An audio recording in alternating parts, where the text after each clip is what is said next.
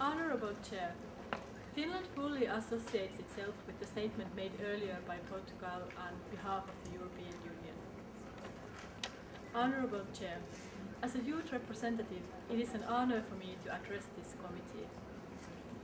The participation of youth, the real participation, is a key factor in development. The world is currently facing serious threats in the form of climate change and global warming. We, the youth of today, will be living in the world that is created by the decision makers of today. Tomorrow's world can be a world that has been able to combat climate change. It can be a world that has been able to reduce emissions effectively. But sustainable human development cannot be ensured without young people, the ones who have to bear the consequences of today's decisions, even if they have not been given the opportunity to participate and have their say on those decisions. If we want to create a sustainable future for our world and combat the climate change, the world has to be one that empowers its youth to be active citizens. Honourable Chair, in order to be active citizens, to be able to influence the society and the decisions affecting their own lives, young people need not only to be given opportunities to participate and have their voice heard. It is also necessary to make sure that their basic needs are fulfilled.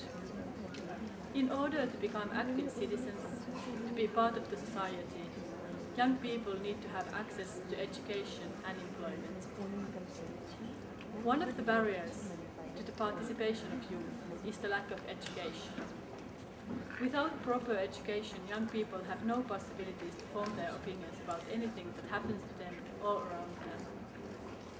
In addition to schools and the formal education system, youth organizations play an important role in providing young people with opportunities to participate in non-formal education. Through non-formal education, young people learn important skills that enable them to take responsibility of their communities. The integration of young people to society can also be hindered by unemployment, which is a serious problem. International organizations, national governments and youth organizations should work together to find concrete measures to move ahead in this regard. The Secretary-General's Youth Employment Network and its Youth Consultative Group, where organizations with outreach from global to local levels, such as Scouts, provide a good example on how cooperation can function properly.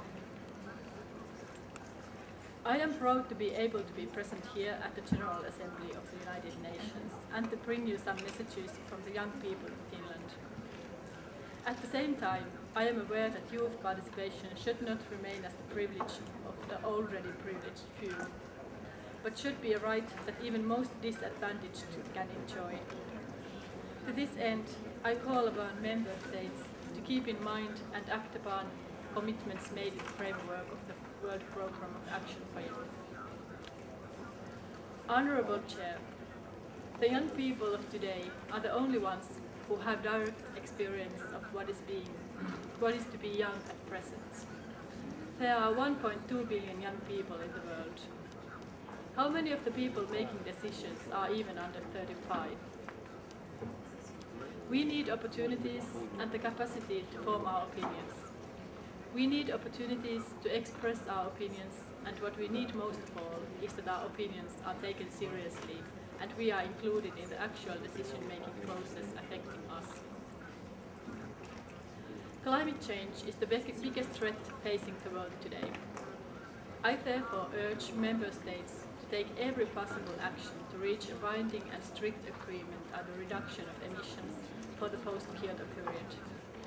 It is crucial for humankind, for the planet, and the ability of the young generation to survive on this planet. Thank you for your attention.